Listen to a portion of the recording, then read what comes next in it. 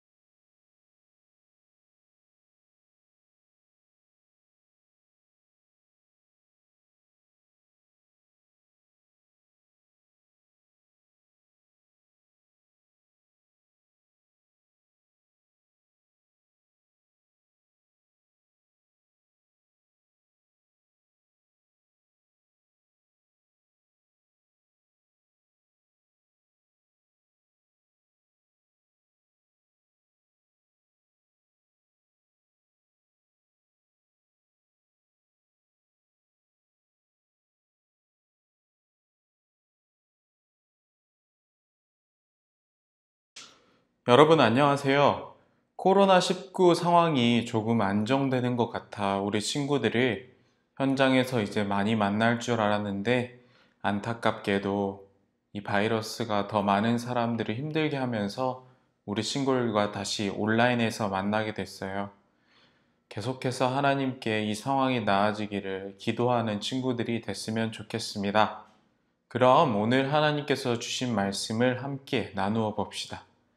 여러분은 UDT라는 단어를 들어본 적이 있나요? 해군의 특수부대를 가리키는 말이에요. 군대는 평화를 지키기 위해서 참 많은 일을 하는데 그 중에는 특별한 임무를 수행하는 특수부대가 있어요. 특수부대에 소속된 군인들은 어떤 훈련을 받을까요?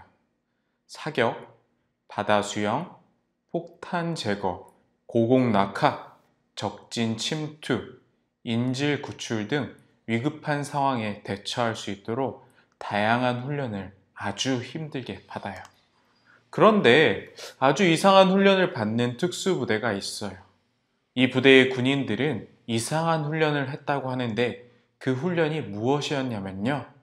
염소를 노려보는 것만으로 심장을 멎게 하기, 적의 생각 읽기, 벽을 통과하기, 구름을 흩뜨려서 날씨 바꾸기 등 아주 괴상하고 말도 안 되는 훈련을 했다고 해요.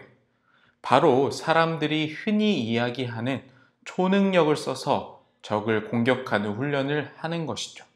정말 특이하죠. 과연 이 일이 실제로 있었던 이야기일까요? 이런 훈련을 한 비밀 특수부대가 진짜로 있었다고 해요. 1970년대 미국의 한 특수부대는 부대원들이 초능력을 훈련했어요. 당시에는 이 부대와 관련된 모든 정보가 군사 기밀이라고 하는 밖으로 알려지면 안 되는 내용이었기 때문에 이 부대에 관해서 아무도 잘 알지 못했어요. 하지만 많은 시간이 지나 오래된 군사 기밀이 해제된 후에 존 론슨이라는 기자가 이 내용을 자세히 취재했어요. 그리고 많은 사람들의 증언과 자료를 바탕으로 염소를 노려보는 사람들이라는 책을 출간하여 이들의 이야기가 세상에 알려지게 됐어요. 매일 발전하는 과학과 무기 기술을 사용하여 전쟁을 준비하는 이 시대에 초능력을 훈련한다는 이야기가 참 황당하지 않나요? 이 부대의 군인들은 눈빛으로 적을 공격하고 구름을 움직여서 날씨를 바꾸는 일에 성공했을까요? 당연히 실패했죠. 결국 이 특수부대는 오래 가지 못해 해체되었어요. 현대를 살아가는 사람들은 초능력이나 기적보다는 우리의 이성으로 깨우친 연구를 통한 과학을 더 신뢰해요.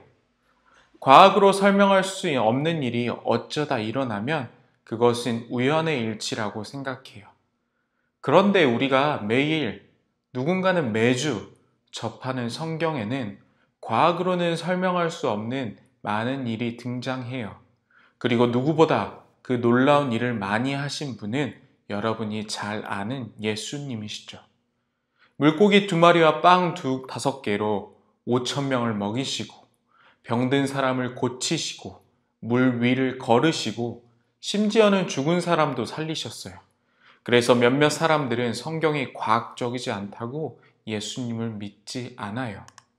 그렇다면 예수님은 과학으로는 설명할 수 없는, 인간이 이해할 수 없는 그 일들을 왜 행하셨을까요?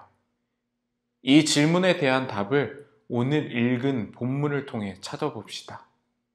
예수님과 그의 어머니, 그리고 예수님의 제자들은 갈릴리에 있는 가나라는 지역의 결혼식에 초대를 받았어요. 당시 이스라엘 사람들의 결혼식은 일주일 동안이나 함께 모여 기뻐하는 아주 큰 잔치이자 행사였어요. 그래서 손님을 초대한 주인은 손님들을 위해 결혼식 기간에 먹을 수 있는 충분한 음식을 마련해야 했어요.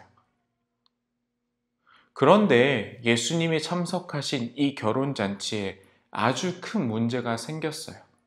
바로 손님들에게 대접할 포도주가 떨어진 것이죠. 포도주는 잔치에 없어서는 안 되는 너무나도 소중하고 중요한 품목이었어요. 아무리 다른 맛있는 음식이 많이 있더라도 포도주가 없으면 잔치가 끝난 것과 같았어요. 그리고 만약 이 사실을 손님들이 알게 된다면 잔치를 소홀히 준비했다고 신랑과 신부 그리고 그의 가족에게 실망할 수도 있을 것이죠. 예수님의 어머니 마리아가 이 사실을 먼저 알게 됐어요. 그리고 아들 예수님께 찾아가 이렇게 말했어요. 사람들이 마실 포도주가 다 떨어졌더구나. 마리아는 아마도 예수님이 이 문제를 해결해 줄 수 있을 거라 믿었고 또 그렇게 해주시기를 바랐기 때문에 이렇게 예수님께 말했을 거예요. 그러자 예수님이 대답하셨죠. 여자여, 그것이 나와 당신에게 무슨 상관이 있습니까? 아직도 내 때가 오지 않았습니다. 여러분은 엄마에게 여자여라고 말해본 적이 있나요? 여러분이 집에서 어머니에게 여자여, 오늘 나에게 용돈을 주시오 라고 한다면 분명 후회를 할 거예요. 응당한 처벌이 내려지겠죠? 그런데 마리아는 어찌 보면 건방질 수 있는 예의가 없는 이 예수님의 대답에 순간 깨달았어요. 아, 이분은 예수님이시다. 내가 고통을 겪어가며 낳았고 키웠지만 하나님의 아들이시다. 그래서 마리아는 조용히 침묵하고 하인들을 불러 그들에게 예수님의 말씀에 무조건 순종하라고 말했어요. 그리고 예수님께서는 얼마 후에 하인들에게 특별한 일을 지시하셨어요. 결혼식장에 있는 큰 항아리 6개에 물을 가득 채우라고 말씀하셨어요. 하인들은 예수님의 말씀대로 물을 가득 채웠어요. 그리고 예수님은 그것을 떠다가 잔치를 주관하는 사람에게 가져다 주라고 말씀하셨어요. 하인들은 이번에도 예수님의 말씀에 순종했어요. 근데 한편으로 하인들은 그런 생각도 했을 거예요. 잔치를 즐겁게 즐기고 있는데 왜 힘들게 물을 뜨라고 시키는 거야? 그리고 불평을 했지만 물을 떠다 잔치를 주관하는 사람에게 주었어요. 그런데 그 사람의 표정이 심상치 않았어요. 너무나 맛있는 포도주 맛이 느껴졌기 때문이죠. 하인들도 동시에 놀랐어요. 그냥 물을 떠다 주었을 뿐인데 물에서 포도주 맛이 난다고 하니, 그것도 너무나 맛있는 포도주 맛이 난다고 하니 당황스러울 뿐이죠. 예수님이 바로 그 순간 물을 포도주로 바꾸신 것이죠. 잔치를 주관하는 사람은 신랑을 불러서 크게 칭찬했어요. 많은 사람들이 처음에는 좋은 포도주를 내놓고 손님들이 취한 다음에는 값싼 포도주를 내놓는데 당신은 제일 좋은 포도주를 지금 내놓으셨군요. 성경에서는 이 이야기를 표적이라는 조금 어려운 단어로 표현해요. 표적이란 놀라운 일을 통해 예수님이 하나님이심을 알려주는 것을 말해요.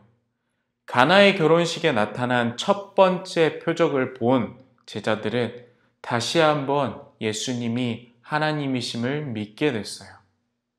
우리의 과학으로는 설명할 수 없고 설명할 필요도 없는 이야기가 성경에 등장하는 표적 이야기예요.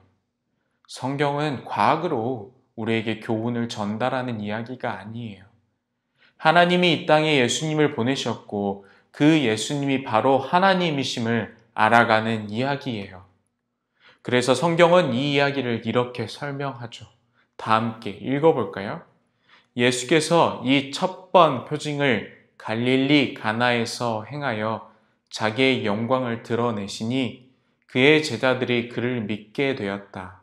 세상을 지으신 하나님이 예수님이 되셨고 그 예수님을 통해서 놀라운 일이 일어나고 있음을 우리는 분명히 기억해야 해요.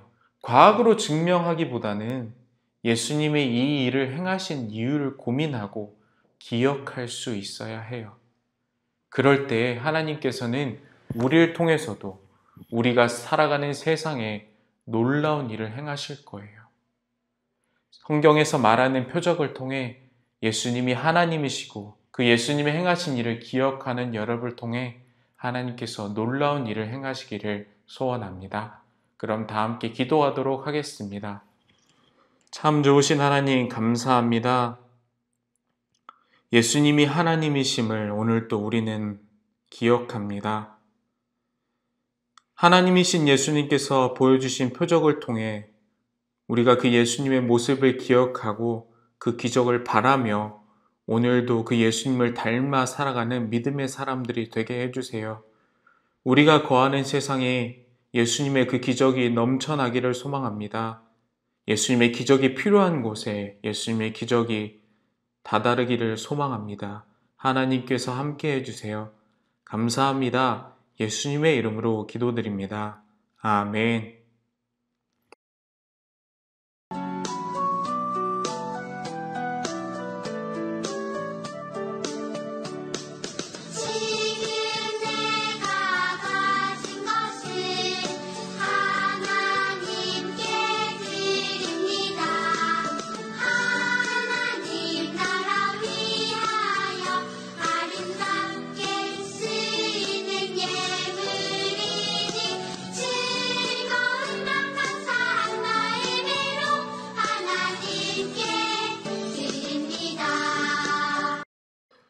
오늘 드린 예물을 위해 전도사님이 기도하도록 하겠습니다. 참 좋으신 하나님 너무나 감사합니다. 우리 친구들 이제 다시 현장에서 예배하는 날을 꿈꿔왔지만 또다시 이 코로나19 바이러스가 확산됨에 따라 가정에서 거한 곳에서 온라인으로 예배합니다. 그 어떤 예배의 모습일지라도 하나님께서 그 자리에 함께 해주시고 하나님을 기억하며 하나님의 사랑을 소망하는 믿음의 친구들이 되게 해주세요.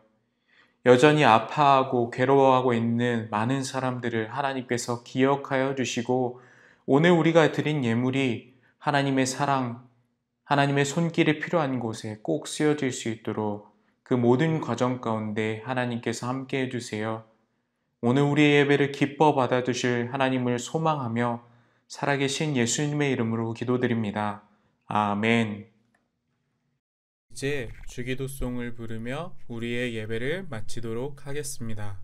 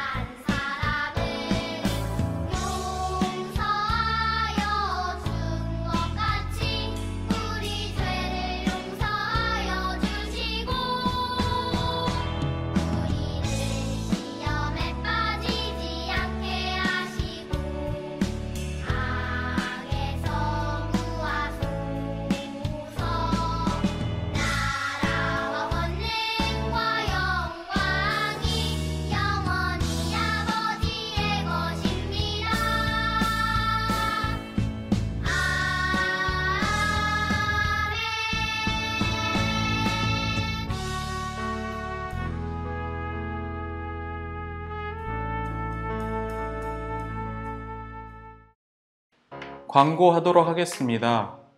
안타깝게도 우리 친구들과 전도사님이 너무나도 소망했던 교회에서 뛰어노는, 함께 즐겁게 예배하는 시간이 또다시 미루어졌어요.